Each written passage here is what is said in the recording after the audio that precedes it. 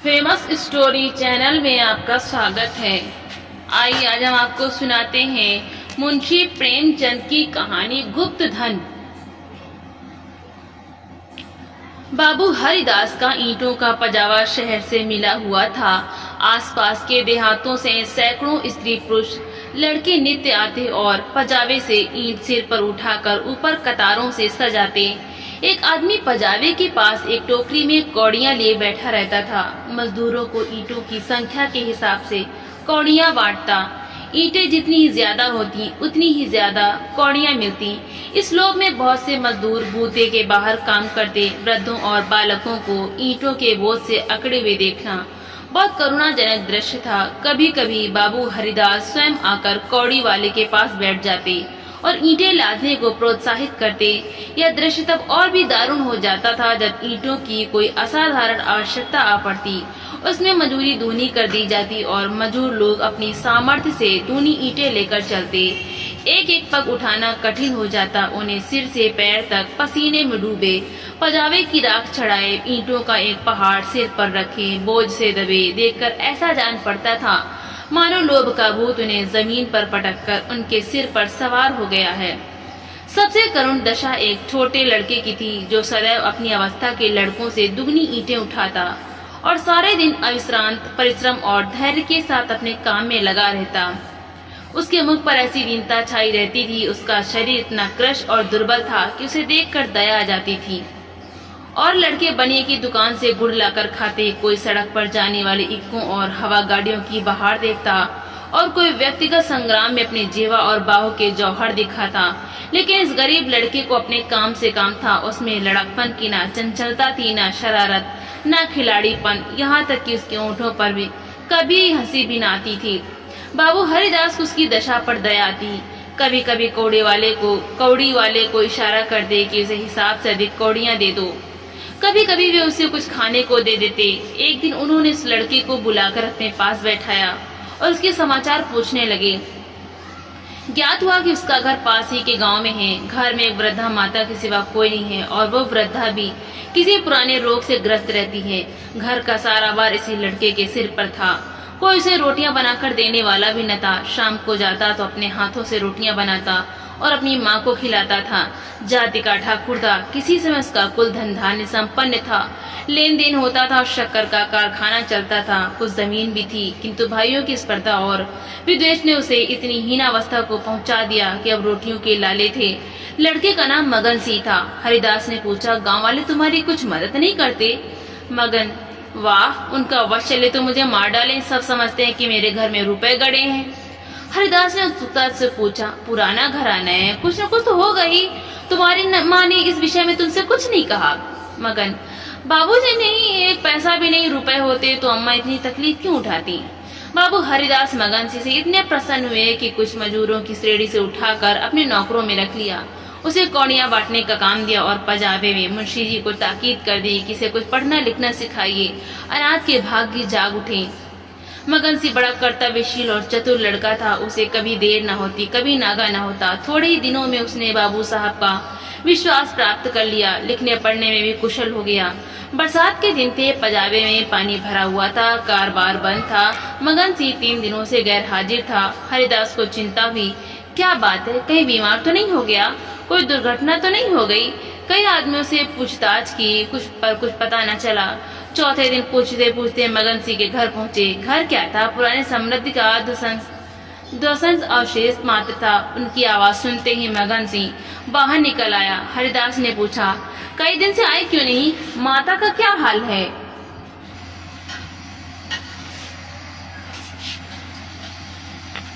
मगन सिंह ने अवरुद्ध कंठ से उत्तर दिया, अम्मा आजकल बहुत बीमार है, कहती है अब ना बचूंगी। कई बार आपको बुलाने के लिए मुझसे कह चुकी हैं, पर मैं संकोच के मारे आपके पास न आता था।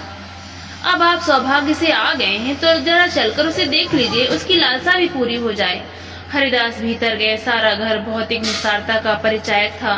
सुर्खी, कंकड़, ईंटों के ढेर चारों ओर पड़े हुए थे। विनाश का प्रत्यक्ष स्वरूप था। केवल 2 कोठरियां गुजर करने लायक थीं। मगन सिंह ने कोठरी की ओर उन्हें इशारे से बताया। हरिदास भीतर गए तो देखा कि वृद्धा एक सड़े हुए काठ के टुकड़े पर पड़ी कराह रही है उनकी आहट पाते ही आंखें खोली और अनुमान से पहचान गई। बोली, आप आ गए, बड़ी दया की। आपके दर्शनों की बड़ी अभिलाषा थी। मेरे अनाथ बालक के नाथ अब आप ही हैं। जैसे आपने अब तक उसकी रक्षा की है, वो निगाह उस पर सदैव बनाए रखिएगा। मेरी विपत्ति के दिन पूरे हो गए, इस मिट्टी को पाल लगा दीजिएगा। एक दिन घर में लक्ष्मी का वास था। अधीन आए तो उन्होंने भी आंखें फेर ली। पुरखों ने इसी दिन के लिए कुछ थाती धरती माता को सौंप दी थी। उसका बीजक बड़े यत्न से रखा था, पर बहुत दिनों से उसका कहीं पता न लगता था। मगन के पिता ने बहुत खोजा पर ना पा सके, नहीं तो हमारी दशा इतनी हीन न होती। आज 3 दिन हुए, मुझे वो बीजक आपकी आप रद्दी कागजों में मिल गया।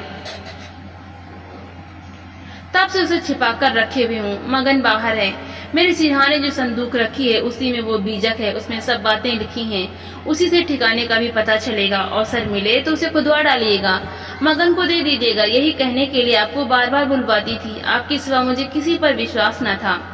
संसार से धर्म उठ गया, किसकी नियत पर भरोसा किया जाए। हरिदास ने बीजक का समाचार किसी से न कहा। नियत बिगड़ गई, दूध में मक्खी पड़ गई।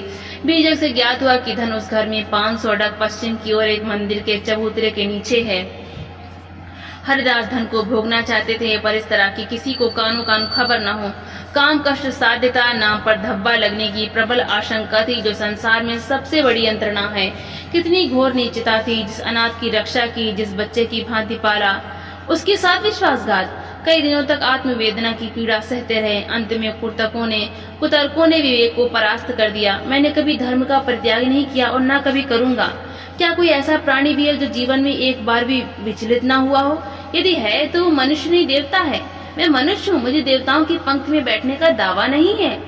मन को समझाना, बच्चे को फुसलाना है। हरिदास सांझ को सैर करने के लिए घर से निकल जाते। जब चारों ओर सन्नाटा छा जाता तो मंदिर के चबूतरे पर आ बैठते और एक कुदाली से उसे खोदते। दिन में 2-1 बार इधर उधर ताक झांक करते कि कोई चबूतरे के पास खड़ा तो नहीं है। रात की निस्तब्धता में उन्हें अकेले बैठे ईंटों को हटाते हुए उतना ही भय होता था जितना किसी भ्रष्ट वैष्णव को आमिष भोजन से होता है। चबूतरा लंबा चौड़ा था। उसे खोदते 1 महीना लग गया और अभी आधी मंजिल भी तय न हुई। इन दिनों उनकी दशा उस पुरुष की सी थी जो कोई मंत्र जगा रहा हो। चित्त पर चंचलता छाई रहती, आंखों की ज्योति तीव्र हो गई थी। बहुत गुमसुम रहते, मानो ध्यान में हो, किसी से बातचीत न करते। अगर कोई छेड़कर बात करता तो झुंझला पड़ते, पजावे की ओर बहुत कम जाते। विचारशील पुरुष थे। आत्मा बार बार इस कुटिल व्यापार से भागती। निश्चय करते कि चबूतरे की ओर न जाऊंगा, पर संध्या होते ही उन पर एक नशा सा छा जाता। बुद्धि विवेक का अपहरण हो जाता। जैसे कुत्ता मार खाकर थोड़ी देर के बाद टुकड़े की लालच में जा बैठता है, वही दशा उनकी थी। यहाँ तक कि दूसरा मास भी व्यतीत हुआ। अमावस की रात ही हरिदास वाले हृदय में बैठी हुई कालीमा की भांति चबूतरे पर बैठे हुए थे। आज चबूतरा खुद जाएगा, जरा देर तक और मेहनत करनी पड़ेगी। कोई चिंता नहीं, घर में लोग चिंतित हो रहे होंगे, पर अभी निश्चित हुआ जाता है कि चबूतरे के नीचे क्या है। पत्थर का तहखाना निकल आया तो समझ जाऊंगा कि धन अवश्य होगा। तहखाना ना मिले तो मालूम हो जाएगा कि सब धोखा ही धोखा है। कहीं सचमुच तहखाना ना मिले तो बड़ी दिल लगी हो, मुफ्त में उल्लू बनो। पर नहीं, कुदाली खट-खट बोल रही है। हाँ, पत्थर की चट्टान है। उन्होंने टटोल कर देखा, भ्रम दूर हो गया। चट्टान थी, तहखाना मिल गया। लेकिन हरिदास खुशी से उछले कूदे नहीं। आज वे लौटे तो सिर में दर्द था। समझे थकान है, लेकिन यह थकान नींद से न गई। रात को ही उन्हें जोर से बुखार हो गया। 3 दिन तक ज्वर में पड़े रहे, किसी दवा से फायदा न हुआ। इस रुग्णावस्था में हरिदास को बार बार भ्रम होता था, कहीं यह मेरी तृष्णा का दंड तो नहीं है। जी में आता था मगन सिंह को बीजक दे दूं और क्षमा की याचना करूं, पर भंडाफोड़ होने का भय मुंह बंद कर देता था। न जाने ईसा के अनुयायी अपने पादरियों के सम्मुख कैसे अपने जीवन भर के पापों की कथा सुनाया करते थे। हरिदास की मृत्यु के पीछे यह बीजक उनके सुपुत्र प्रभुदास के हाथ लगा।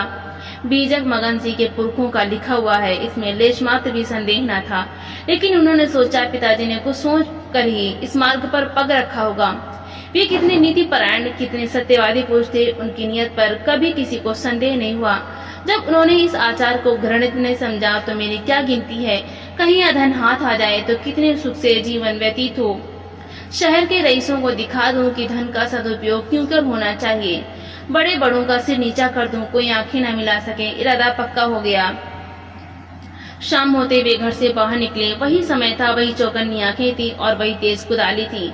ऐसा ज्ञात होता था मानो हरिदास की आत्मा इस नए भेष में अपना काम कर रही है। चबूतरे का धरातल पहले ही खुद चुका था। अब संगीन तहखाना था। जोड़ों का हटाना कठिन था। पुराने जमाने का पक्का मसाला था। कुल्हाड़ी उचट उचट कर लौट आती थी। कई दिनों में ऊपर की दरारें खुली, लेकिन चट्टानें जरा भी नहीं हिली। तब वो लोहे की छड़ से काम लेने लगे, लेकिन कई दिनों तक जोर लगाने पर भी चट्टानें न खिसकी। सब कुछ अपने ही हाथों करना था। किसी से सहायता न मिल सकती थी। यहाँ तक कि फिर वही अमावस्या की रात आई। प्रभुदास को जोर लगाते 12 बज गए और चट्टानें भाग्य रेखाओं की भांति अटल थीं। पर आज इस समस्या को हल करना आवश्यक था। कहीं तहखाने पर किसी की निगाह पड़ जाए तो मेरे मन की लालसा मन ही में रह जाए। वो चट्टान पर बैठकर सोचने लगे, क्या करूं, बुद्धि कुछ काम नहीं करती। सहसा उन्हें एक युक्ति सूझी, क्यों ना बारूद से काम लूं। इतने अधीर हो रहे थे कि कल पर इस काम को न छोड़ सके। सीधे बाजार की तरफ चले। 2 मील का रास्ता हवा की तरह तय किया, पर वहां पहुंचे तो दुकानें बंद हो चुकी थीं। आतिशबाज हीले करने लगा। बारूद इस समय नहीं मिल सकती। सरकारी हुक्म नहीं है। तुम कौन हो? इस वक्त बारूद लेकर क्या करोगे? ना भैया, कोई वारदात हो जाए तो मुफ्त में बंधा फिरूं, तुम्हें कौन पूछेगा। प्रभुदास की शांति वृत्ति कभी इतनी कठिन परीक्षा में ना पड़ी थी। वे अंत तक अनुनय विनय ही करते रहे, यहाँ तक कि मुद्राओं की सुरीली झंकार ने उसे वशीभूत कर लिया। प्रभुदास यहाँ से चले तो धरती पर पाँव न पड़ते थे। रात के 2 बजे थे। प्रभुदास मंदिर के पास पहुंचे। चट्टानों की दराजों में बारूद रख पतीला लगा दिया और दूर भागे। एक क्षण में बड़े जोर का धमाका हुआ। चट्टान उड़ गई। अंधेरा गाढ़ सामने था, मानो कोई पिशाच उन्हें निगल जाने के लिए मुंह खोले हुए है। प्रभात का समय था। प्रभुदास अपने कमरे में लेटे हुए थे। सामने लोहे के संदूक में 10,000 पुरानी मोहरें रखी हुई थी। उनकी माता सिरहाने बैठी पंखा जल रही थी। प्रभुदास जल की ज्वाला से जल रहे थे। करवटें बदलते थे, कराहते थे, हाथ पांव पटकते थे, पर आंखें लोहे के संदूक की ओर लगी हुई थीं। इसी में उनके जीवन की आशाएं बंद थीं। मगन सिंह अब पजावे का मुंशी था। इसी घर में रहता था। आकर बोला, पजावे चलिएगा, गाड़ी तैयार कराऊं। प्रभुदास ने उसके मुख की ओर क्षमा याचना की दृष्टि से देखा और बोले, नहीं, मैं आज ना चलूंगा, तबीयत अच्छी नहीं है, तुम भी मत जाओ। मगन सिंह उनकी दशा देखकर डॉक्टर को बुलाने चला। 10 बजते बजते प्रभुदास का मुख पीला पड़ गया, आंखें लाल हो गईं। माता ने उसकी ओर देखा तो शोक से विह्वल हो गईं। बाबू हरिदास की अंतिम दशा उनकी आंखों में फिर गई। जान पड़ता था यह उसी शोक घटना की पुनरावृत्ति है। यह देवताओं की मनोतियां मना कर रही थीं, किंतु प्रभुदास की आंखें से लोहे के संदूक की ओर लगी हुई थीं, जिस पर उन्होंने अपनी आत्मा अर्पण कर दी थी। उनकी स्त्री आकर उनके पैताने बैठ गई और बिलक बिलक कर रोने लगी। प्रभुदास की आंखों से भी आंसू बह रहे थे, पर वे आंखें उसी लोहे के संदूक की ओर निराशापूर्ण भाव से देख रही थीं। डॉक्टर ने आकर देखा, दवा दी और चला गया, पर दवा का असर उल्टा हुआ। प्रभुदास के हाथ पांव सर्द हो गए, मुख निस्तेज हो गया, हृदय की गति मंद पड़ गई, पर आंखें संदूक की ओर से न हटी। मोहल्ले के लोग जमा हो गए। पिता और पुत्र के स्वभाव और चरित्र पर टिप्पणियां होने लगी। दोनों शील और विनय के पुतले थे, किसी को भूल कर भी कड़ी बात ना कही। प्रभुदास का संपूर्ण शरीर ठंडा हो गया था। प्राण था तो केवल आंखों में। वे अभी उसे लोहे के संदूक की ओर सतृष्ण भाव से देख रही थीं। घर में कोहराम मचा हुआ था। दोनों महिलाएं पछाड़े खा खा कर गिरती थीं। मोहल्ले की स्त्रियां उन्हें समझाती थीं। अन्य मित्रगण आंखों पर रुमाल जमाए हुए थे। जवानी की मौत संसार का सबसे करुण, सबसे अस्वाभाविक और भयंकर दृश्य है। यह व्रजाघात है, विधाता की निर्दय लीला है। प्रभुदास का सारा शरीर प्राणहीन हो गया था, पर आंखें जीवित थीं। वे अभी उसी संदूक की ओर लगी हुई थीं। जीवन ने तृष्णा का रूप धारण कर लिया था। सांस निकलती है पर आस नहीं निकलती। इतने में मगन सिंह आकर खड़ा हो गया। प्रभुदास की निगाह उस पर पड़ी। ऐसा जान पड़ा मानो उनके शरीर में फिर रक्त का संचार हुआ। अंगों में स्फूर्ति के चिन्ह दिखाई दिए। इशारे से अपने मुंह के निकट बुलाया। उसके कान में कुछ कहा। एक बार लोहे के संदूक की ओर इशारा किया और आंखें उलट गईं, प्राण निकल गए।